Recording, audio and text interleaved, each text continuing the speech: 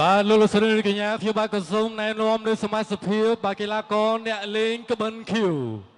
កម្ពស់ 1.60 ម៉ែត្រទម្ងន់51 គីឡូក្រាមនេះគឺជាបទពិសោធន៍លើកទី1នៅក្នុងការប្រកួតលក្ខណៈគុនល្បុក្កតោជាអ្នកលេងគុនមកពីសាលាគុនល្បុក្កតោវៀតណាមដែលមានគ្រូបង្ហាត់គឺលោកសុកឈុននិងលោកគ្រូលូត្រនតុនលោកលោកស្រីនិងកញ្ញាក៏សូមណែនាំឲ្យស្គាល់អ្នកលេងក្បិនខៀវកណ្ដោសមានពូផាមវ៉ាន់ញ៉ារាវត្តមានអ្នកលេងក្បិនក្រហមតំណាងឲ្យកម្ពុជាទម្ងន់51 គីឡូក្រាមដូចគ្នាបច្ចុប្បន្នគេមានកម្ពស់ 1.62 ម៉ែត្រ បាល់ពិសោធន៍នៅលើទីលានប្រយុទ្ធចំនួន9 ដងឈ្នះ8 ដងចាញ់1 ដងមិនដែលស្មើក្នុងនោះធ្លាប់ផ្ដួលគឺប្រកួតឲ្យសន្លប់ចំនួន1 ដង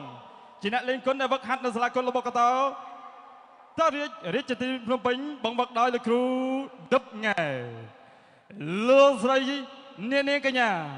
ក៏សូមស្វាគមន៍ដៃរន្ទះកែងពីខីណាសវណ្ណ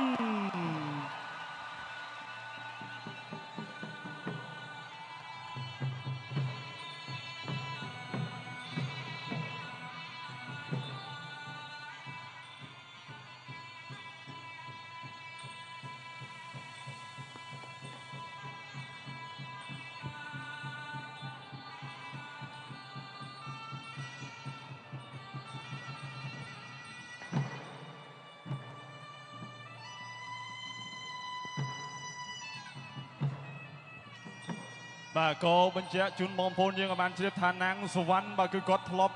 មានបទពិសោធន៍បាទគឺគុនប្រយុទ្ធបាទអ្នកលេងគុនបាទព្រឹត្តិការណ៍ថ្នាក់ជាតិបានមេដាយមាសចំនួន3និងមេដាយប្រាក់ចំនួន1ក្នុងនោះគេប្រកួតជើងឯកកីឡាអាស៊ីអាគ្នេយ៍ដែលមាន5ប្រទេសចូលរួមគេក៏បាននៅមេដាយមាសបាទទៀតសោតការពីព្រឹត្តិការណ៍ SEA Games លើកទី32ដែលកម្ពុជាយើងធ្វើជាម្ចាស់ផ្ទះជាព្រឹត្តិការណ៍ជាប្រវត្តិសាស្ត្ររងចាំរយៈពេល64ឆ្នាំណាងសវណ្ណក៏ទទួលបានមេដាយសម្រាប់លើវិញ្ញាសាប្រយុទ្ធគុនល្បុក្កតោផងដែរសូមអបអរសាទរ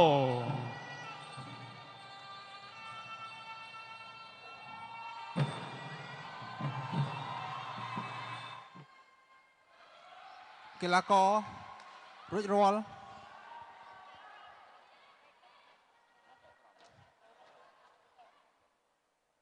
លោកចក្រមត្រៀមគូអន្តរជាតិទី4ទឹកទី1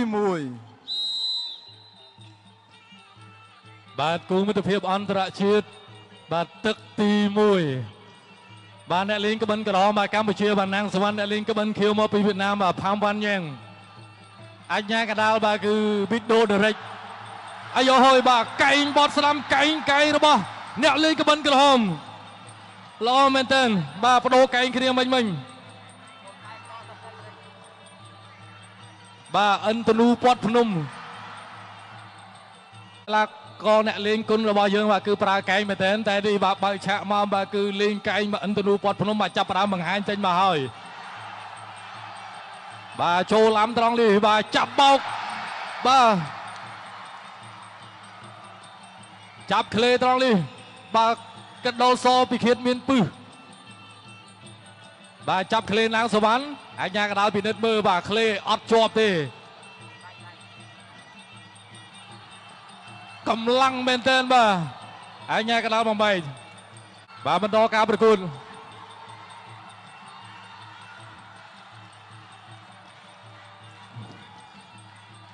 បាទដើរចូលសម្រាប់ណាងសវណ្ណបាទទាត់ស្ដាំបាទផ្កាប់ចានបាទទៅលើវ៉ាន់ញ៉ែងកដាប់ដៃបាទកប្រោល4ជ្រុងបាទចាប់អោបត្រង់នេះបាទគឺរុញបដប់ត្រង់នេះលាក់អូកបាទទៅលើវ៉ាន់ញ៉ែងកម្លាំងមែនទែនបាទគូនេះគីឡូស្រាលបាទ51 គីឡូក្រាមតែសំទុះក្នុងការប្រកួតបាទគឺពោពេញទៅដោយធម៌ពល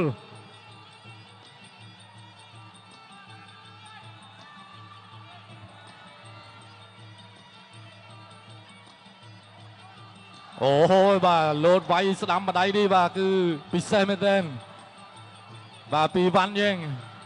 បាទចាប់កាច់ក្រៀកបោក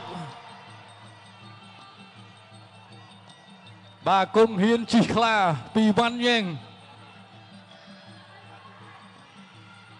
បាទបន្តការប្រកួតបាទមួយស្រៀតមួយក្បាច់ប្រយុទ្ធបាទរបស់អ្នកលេងគុណទាំងពីរបាទគឺល្អមែនទែនបាទជង្គង់កែងបត់បាទអន្តរលូពណ៌ភ្នំរបស់បងអ្នកលេងគុណបាទក្បិនក្រហមបាទបដូរក្តាប់ដៃជង្គង់ត្រង់នេះបាទជង្គង់របស់បង្គោលក្រហមបាទចាប់កាច់បោកជង្គង់ទៀតហើយបាទរបស់បាទអ្នកលេងក្បិនក្រហម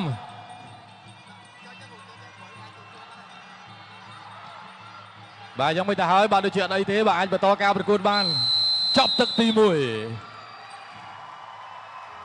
គុណល្បុក្កតោគឺជាក្បាច់គុណដ៏ចំណាស់មួយរបស់ជនជាតិខ្មែរដែលបានចារឆ្លាក់ចលនាបច្ចេកទេសក្បាច់ស្ងៀតនិងមេគុណជាច្រើនរាប់មិនអស់នៅតាមប្រាសាទនានាក្រៅពីការប្រើប្រាស់អាវុធគុណល្បុក្កតោក៏មានមេគុណប្រយុទ្ធដោយដៃទទេដែលប្រើបច្ចេកទេសប្រយុទ្ធចំហខ្ពស់បោកដួលកាច់គ្នាជាដើមហើយបាទសកម្មភាពប្រយុទ្ធបាទប្រកួតនៅក្នុងទឹកទី1បាទឃើញថាបាទពោពេញទៅដោយធម្មពលកម្លាំងបាទកណ្ដាប់ដៃបាទកម្រោ4ជ្រុងត្រង់នេះបាទរបស់អ្នកលេងក្បិនក្រហមមកវាយបានល្អមែនទែនបាទប្រហាក់ប្រហែលគ្នាបាទសមត្ថភាពបាទស្ថានភាពបាទទឹក1កន្លងទៅបាទយ៉ាងណាក៏នៅសល់2ទឹកបាទលក្ខន្តិកៈប្រកួតរបស់យើង3ទឹកបាទ1ទឹក3នាទីសម្រាប់1នាទីកីឡាកររួចរាល់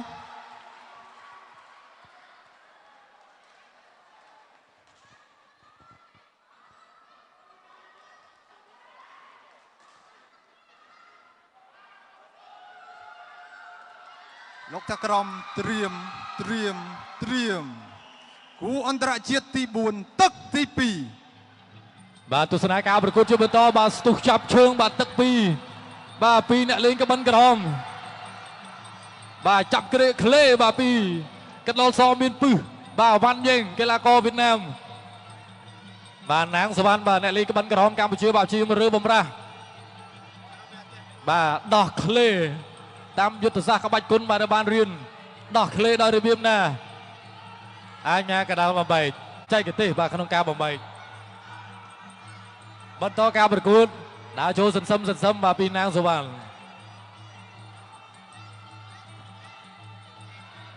បាទប្រកួតបន្តថយតិចបាទវាយស្ដាំអូយបាទកាត់ដាប់ដៃស្ដាំនេះបាទសអិនចិត្តរបស់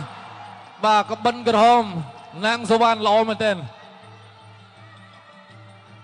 បាទកាច់ក្រៀកក្លេអត់បានល្អទេបាទបំលាស់ទីចេញទាត់ជើងក្រោមបាទកាប់តឡាចមួយរបស់បង្គោលក្រហមបាទអ្នកលេងក្បិនក្រហមបាទរទះជើងបដូរជាមួយនឹងកាត់ដាប់ដៃ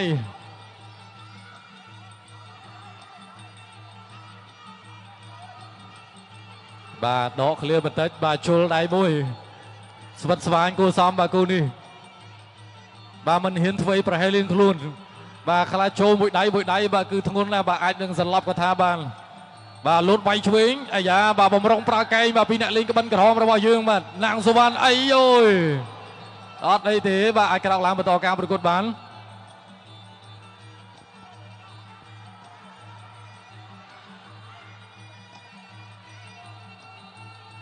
បាទចលោបាទដើរចូលបាទញយតិចបាទចលោជើងក្រោមវាយស្ដាំមួយបាទរហ័សមែនទែនទាត់ជើងក្រោមវិញបាទពីអ្នកលេងក្បិនខៀវវ៉ាន់យ៉េងបាទវាយស្ដាំបាទក្តាប់ដៃកែងឆ្វេងរបស់បាទណាងសវណ្ណបាទទាត់ឆ្វេងណាងសវណ្ណ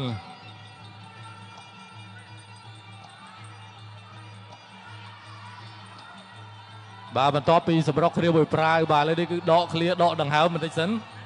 យ៉ាងណាក៏បាទណាងសវណ្ណបាទព្យាយាមដើរចូល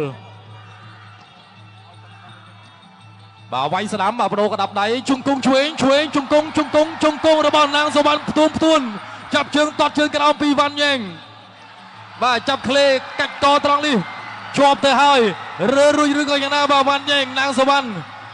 បាទគង់ហ៊ានជីខ្លាបាទឃ្លេកជាប់ឬក៏យ៉ាងណាបាទត្រង់នេះអញ្ញាកដាលពិនិត្យមើលបាទគង់ហ៊ានជីខ្លាជាប់បាទខ្លារើរួចទេបាទគួរសុំចោះចាញ់ទៅហើយអបអសាទរដល់នាងសុវណ្ណទាំងអស់គ្នាមួយបាទ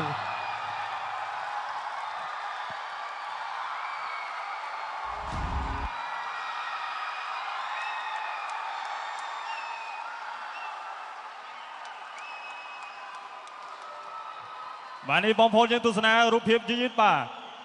ណែការបោះជង្គង់ពេញបាទចូល3ជង្គង់ពេញបាទត្រង់ចំណុចនេះបាទជិះពីលើបាទគឺកាច់មួលនេះបាទធ្វើឲ្យ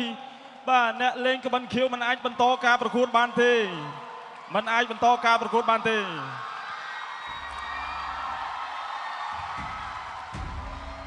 បាទបញ្ជាក់ជូនបងប្អូនយើងថាក្បាច់បច្ចេកទេសបាទគុណរបស់កតោបាទគឺមានឈ្មោះមេគុណបាទរហូតដល់16ទ្វារមេគុណឯណោះក្បាច់ពិសេសបំបញ្ញមែនដែលជិះពីលើគូប្រកួតបាទគឺហៅថាក្បាច់គង់ហ៊ានជីខ្លាបាទលោកស្រីនាងកញ្ញាតាមរយៈដៃគូប្រកួតរបស់ខ្លួនបោះបង់នៅក្នុងទឹកទី2ជ័យជំនះបានទៅលើអ្នកលេងក្បិនក្រហមណាងសូវ៉ា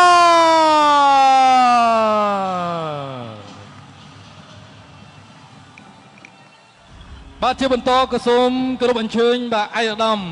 ប៉ែនផលពិសិដ្ឋបាទផ្ដល់បាទកិត្តិយសបាទប្រគល់ស្លាកអ្នកលេងគុណបាទជ័យជំនះដល់អ្នកលេងក្បិនក្រហមរបស់យើងបាទ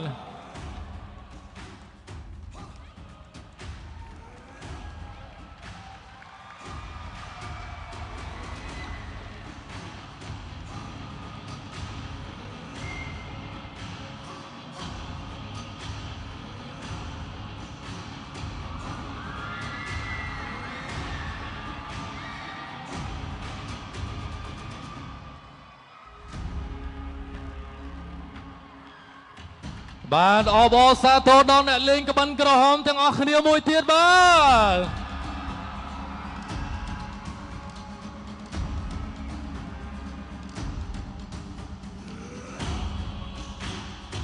ាទសូមអរគុណបាទជាបន្តគឺយើងនឹងឈានចូលដល់ការប្រកួតបាទគូមិត្តភាពអន្តរជាតិអ្វីបាទជាការជម្រាបសួរសម្រាប់វត្តមានពុកម៉ែបងប្អូនដែលលោកអញ្ជើញមកទស្សនាផ្ទាល់នៅទីនេះបាទសូមជម្រាបសួរដល់ពុកម៉ែបងប្អូនទាំងអស់គ្នាដែលបាន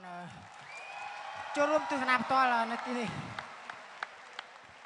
បាទរៀងហត់បន្តិចហើយប៉ុន្តែយ៉ាងណាបាទសវណ្ណនៅតែផ្ដល់ស្នាមជំនុំដល់ពុកម៉ែបងប្អូន